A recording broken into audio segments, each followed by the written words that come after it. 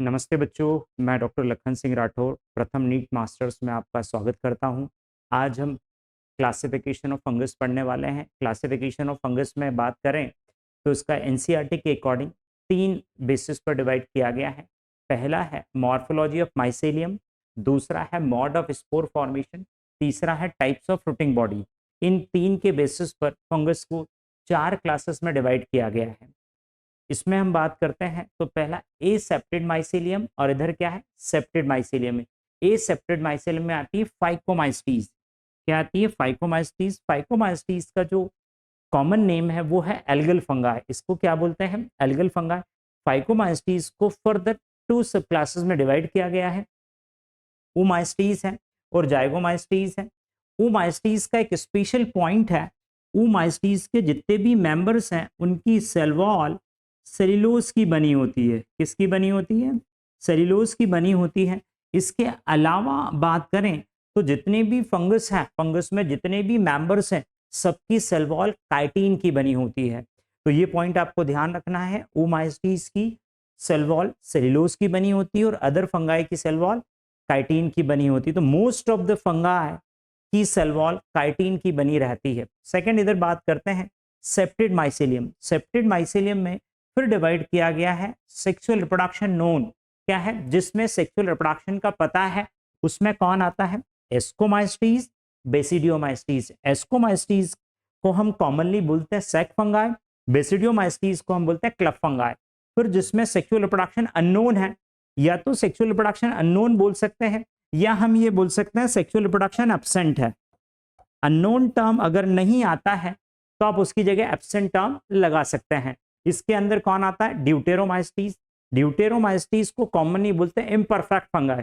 Imperfect fungi इसलिए बोलते हैं क्योंकि इसमें परफेक्ट स्टेज का पता नहीं है। परफेक्ट स्टेज इसका मतलब है सेक्सुअल रिप्रोडक्शन का पता नहीं है, अननोन है, ये करती है या नहीं करती है। चीजें क्लियर है? तो यहां पर ये क्लासिफिकेशन हो गया। देन इसके बाद हम बात करते हैं चारों क्लासेस को हम देखते हैं। इस समरी में आपके 90% क्वेश्चन इससे सॉल्व हो जाएंगे। हम बात करते हैं सबसे पहले माइसेलियम की। माइसेलियम की बात करते हैं तो फाइकोमाइस्टीज में एसेप्टेड माइसेलियम होता है। एसेप्टेड होने के कारण इसको हम क्या बोलते हैं? Coenocytic mycelium. कैसा हम बोलेंगे? Coenocytic mycelium. दूसरा आती है एस्कोमाइस्टीज। माइसेलियम सेप्टेड है, ब्रांच है। बेसिडियो में भी सेप्टेड है, ब्रांच है। और ड्यूटेरियम में भी सेप्टेड और कैसा होता है? ब्रांच होता है। एसेक्सुअल रिप्रोडक्शन की बात करें तो फाइकोमाइस्टीज में एसेक्सुअल रिप्रोडक्शन जूस्पोर या एप्लेनोस्पोर से होता है। जूस्पोर और एप्लेनोस्पोर कैसे बनते हैं ये हमने इससे प्रीवियस लेक्चर में देखा था। नेक्स्ट हम देखते हैं कोनिडिया। इसमें कोनिडिया से होता है। बेसिडियोमाइस्टीज में जनरली एसेक्सुअल रिप्रोडक्शन एब्सेंट होता है। ये मोस्ट इंपॉर्टेंट पॉइंट इज बेसिडियोमाइस्टीज। फिर इसके बाद में ड्यूटेरोमाइस्टीज में कोनिडिया के थ्रू होता है। सेक्सुअल रिप्रोडक्शन में बात करें फाइकोमाइस्टीज में सेक्सुअल रिप्रोडक्शन oospore या जाइगोस्पोर के थ्रू होता है। एस्कोमाइस्टीज में स्पोर के थ्रू होता है। बेसिडियोमाइस्टीज में बेसिडियोस्पोर के थ्रू होता है। और ड्यूटेरोमाइस्टीज में सेक्सुअल रिप्रोडक्शन अननोन है। अननोन है सेक्सुअल रिप्रोडक्शन। यहां पर अननोन या हम बोल सकते हैं एब्सेंट है। कैसा है? अननोन है या एब्सेंट है। फिर हम बात करते हैं फ्रूटिंग बॉडीज की। तो फ्रूटिंग बॉडीज फाइकोमाइस्टीज में और ड्यूटेरोमाइस्टीज में दोनों में फ्रूटिंग बॉडी एब्सेंट होती है। किसमें मिलेगी? एस्कोमाइस्टीज में, बेसिडियोमाइस्टीज में। नाम में लिखा एस्कोमाइस्टीज में फ्रूटिंग बॉडी का नाम क्या है? एस्कोकार्प। बेसिडियोमाइस्टीज में फ्रूटिंग बॉडी का नाम क्या है? बेसिडियोकार्प। अच्छा, एस्कोमाइस्टीज में सेक्सुअल रिप्रोडक्शन काय के थ्रू होता है? एस्कोस्पोर के थ्रू। एस्कोस्पोर काय में बनते हैं? एस्कोकार्प में। बेसिडियोस्पोर क्या है? सेक्सुअल स्पोर है, काय में बनते हैं? बेसिडियोकार्प के अंदर। फिर हम इनके एग्जाम्पल्स की बात करते हैं। एग्जाम्पल की मैं आपको सिंपल ट्रिक दे रहा हूं। फाइकोमाइस्टीज में राम, एस्कोमाइस्टीज में पेंसी, बेसिडियोमाइस्टीज में पान और ड्यूटेरोमाइस्टीज में कैट। अगर यहां पर बात करें आर से राइजोपस, ए से एल्बुगो, एम से Mucor. Rhizopus, Albugo, Mucor. Ascomycetes में बात करते हैं पेंसी है। पेंसी में पी से पेनिसिलियम, ए से एन से न्यूरोस्पोरा, सी से क्लेविसेप्स और वाई से यीस्ट आता है। बेसिडियोमाइस्टीज में पान है। पान से अगर बात करें पक्सीनिया, ए से अगैरिकस, एन से यूस्टिलेगो।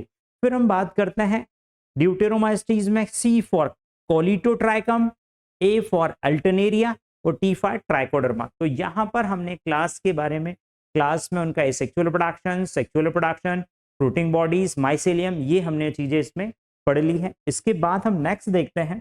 नेक्स्ट इसमें हम बात करते हैं तो इंडिविजुअल हम क्लास पढ़ रहे हैं। पहली क्लास है फाइकोमाइस्टीज। अगर फाइकोमाइस्टीज को हम ब्रेक करते हैं तो फाइको का मतलब होता है एल्गी। फाइको शब्द काय के लिए यूज करते हैं? एल्गी। और माइसिटीज शब्द किसके लिए यूज करते हैं? फंगाई के लिए यूज करते हैं। मतलब हमने इसका कॉमन नेम पहले ही पढ़ लिया, एल्गल फंगाई। अब एल्गल फंगाई क्यों बोल रहे हैं? क्योंकि कुछ एल्गी से सिमिलरिटी, जो एनवायरनमेंट में एल्गी मिलती है वही उसी एनवायरनमेंट में कौन मिलेगी हमें? फाइकोमाइस्टीज। तो हम बात करते हैं Phycomycetes found in aquatic habitat. Algae भी हमें एक्वेटिक हैबिटेट में मिलती है और ये भी हमें एक्वेटिक हैबिटेट में मिलती है। दूसरा, on decaying would in moist and डम प्लेसेस। नम जो प्लेसेस है जहां पर वुड, लकड़ियों का डिके हो रही है, सड़ रही है, वहां पर ये मिलती है। देन इसके बाद ऑब्लिगेट पैरासाइट ऑन प्लांट। ये प्लांट पर ऑब्लिगेट पैरासाइट है। ऑब्लिगेट का मतलब होता है नेसेसरी। नेसेसरी मतलब ये है कि अगर इसको प्लांट से हटा दिया जाए तो इसकी डेथ हो जाएगी। मतलब सिंपल सी बात है, जब प्लांट से इसको हटाएंगे तो ये जीवित नहीं रह पाएगी, उसका गम नहीं भूल पाएगी और ये अपने आप खत्म हो जाएगी, मर जाएगी। फिर इसके बाद हम बात करते हैं इसमें सेक्सुअल रिप्रोडक्शन की। सेक्सुअल रिप्रोडक्शन जाइगोस्पोर से होता है। किससे होता है? जाइगोस्पोर से। Zygospore fusion of two gamete. Zygospore कैसे बनते हैं? दो गैमेट के फ्यूजन से। दो गैमेट मतलब एक मेल होगा और एक क्या होगा? फीमेल गैमेट होगा। तो दोनों गैमेट के मिलने से मिलेगा। फिर हम गैमेट की मॉर्फोलॉजी देख रहे हैं, बाहर से हम देख रहे हैं गैमेट्स कैसे होते हैं। अगर यदि दोनों गैमेट सिमिलर है, बाहर से देखने पर दोनों सिमिलर है, आपको ये पता न लगे कि ये कौन सा मेल और कौन सा फीमेल है जरूर, लेकिन मेल फीमेल का पता नहीं चल रहा, तो ये इस टाइप कौन सा हो जाएगा? आइसोगैमस। जिसमें डिसिमिलर हो, जो फ्यूजन, जो गैमेट फ्यूज हो रहे हैं वो डिसिमिलर हो, एक छोटा हो एक बड़ा हो, तो उसको बोलेंगे एनाइसोगैमस। और एनाइसोगैमस का एक टाइप होता है जिसको बोलते हैं ऊगैमस।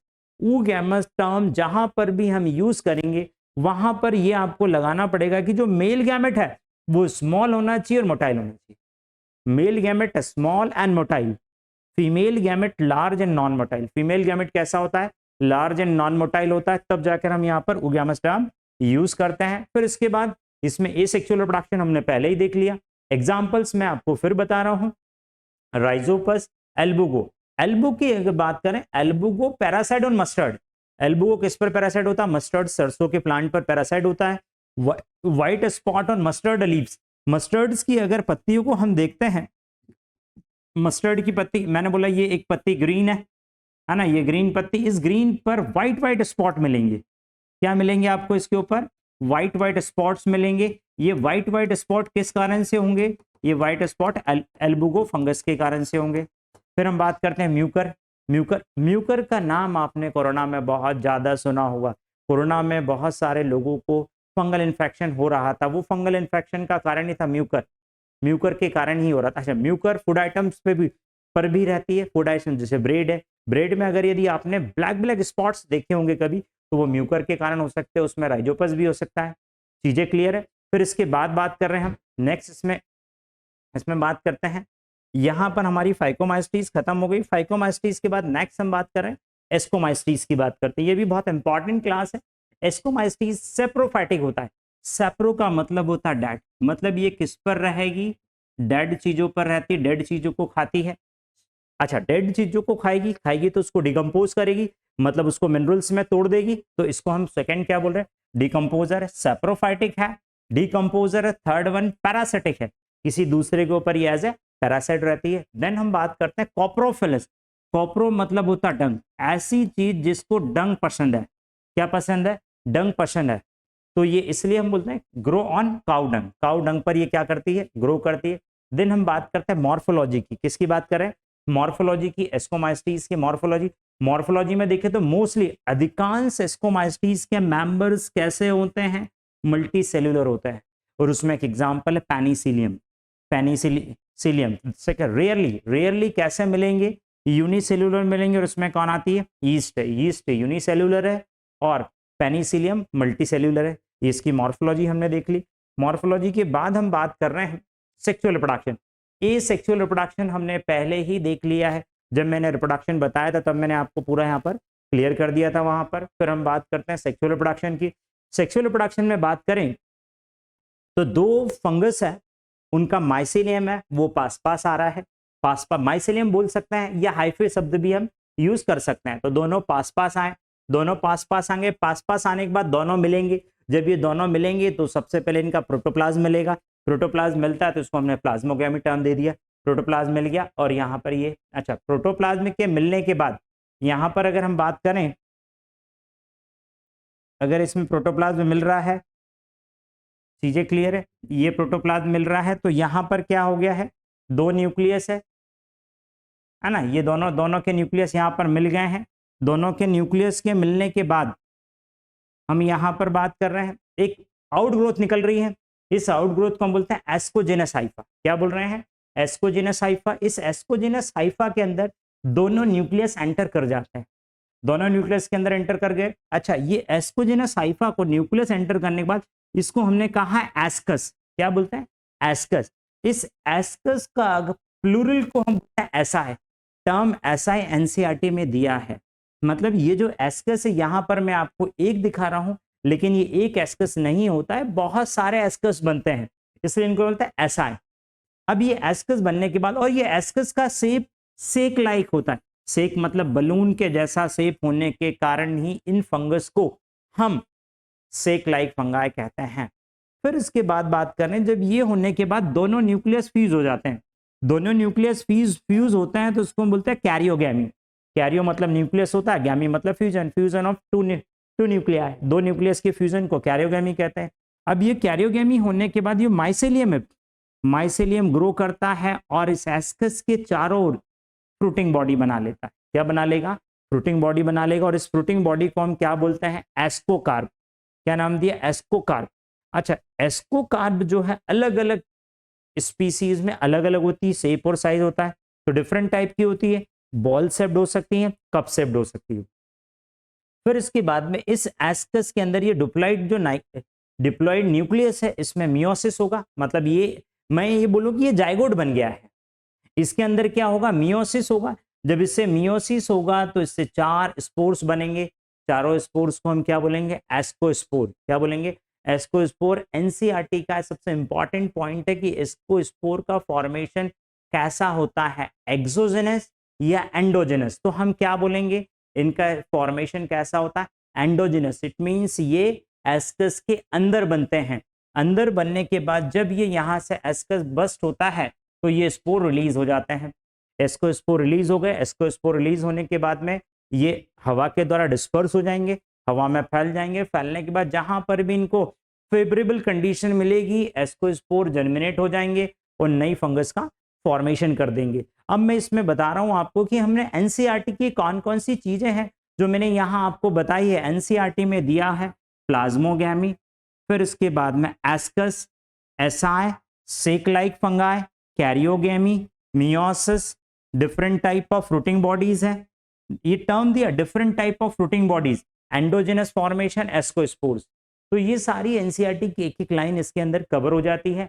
आपको इसको पढ़ने के बाद एनसीईआरटी को लाइन टू लाइन पढ़ना है, आपको एक एक चीज कवर हो जाएगी। अगर यदि कोई पॉइंट आपको समझ में नहीं आता है तो इसके पहले की स्लाइड है वो, या फिर इसके बाद का जो लेक्चर आएगा उनमें सारी चीजें आपको क्लियर हो जाएगी। नेक्स्ट इसके बाद हम देखते हैं, इसके एग्जाम्पल्स की बात करते हैं। एग्जाम्पल में फर्स्ट है पेनिसिलिन। मैंने यहाँ एग्जाम्पल में एनसीईआरटी में इसके अलावा जहां जहां पर भी एग्जाम्पल्स दिए इनका नाम आया है वो सारे नाम मैंने यहाँ पर ऐड कर दिए हैं। तो पेनिसिलिन का आता पेनिसिलियम नोटेटम। पेनिसिलियम नोटेटम इससे क्या मिला था हमें, एंटीबायोटिक मिली थी पेनिसिलिन। दूसरा है पेनिसिलियम रॉकीफोर्टाई, जिससे हमें क्या मिलता है, रॉकीफोर्ट चीज। फिर हम बात करते हैं एस्परजिलस। दूसरा एग्जाम्पल एस्परजिलस, एस्परजिलस से सिट्रिक एसिड मिलता है। फिर बात करें न्यूरोस्पोरा। न्यूरोस्पोरा का सबसे ज्यादा यूज बायोकेमिकल और जेनेटिक वर्क के लिए किया गया है। किसमें किया गया है, बायोकेमिकल और जेनेटिक वर्क में किया गया है, इसलिए इसे ड्रोसोफिला ऑफ प्लांट किंगडम कहते हैं। ये सबसे इंपॉर्टेंट है। न्यूरोस्पोरा को क्या बोल रहे हैं, ड्रोसोफिला ऑफ प्लांट किंगडम कहते हैं। थर्ड एग्जाम्पल्स की बात, फोर्थ की बात करें तो इसमें आता है क्लेविसेप्स। क्लैविसेप्स से लाइसर्जिक एसिड डाइएथालामाइड प्राप्त होता है। ये एक नार्कोटिक ड्रग है। कौन सी ड्रग है? नार्कोटिक ड्रग है, जिससे हेलोसिनोजेंस होता है, हेलोसिनेशन कराती है। चीजें क्लियर है? देन इसके बाद बात करते हैं यीस्ट की।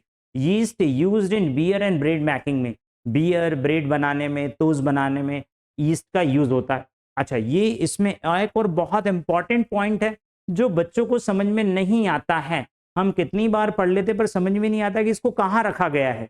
तो हम यीस्ट की बात करें तो अकॉर्डिंग टू 5 किंगडम क्लासिफिकेशन, मतलब आर.एच. विटेकर के अनुसार ये जो है यीस्ट को placed in the kingdom Protista, किस में रखा गया है? प्रोटेस्टा। मतलब आर.एच. विटेकर ने यीस्ट को प्रोटेस्टा में रखा था। बट नाउ, लेकिन अब स्टडी इन माइकोटा, अब हम किस में पढ़ रहे हैं?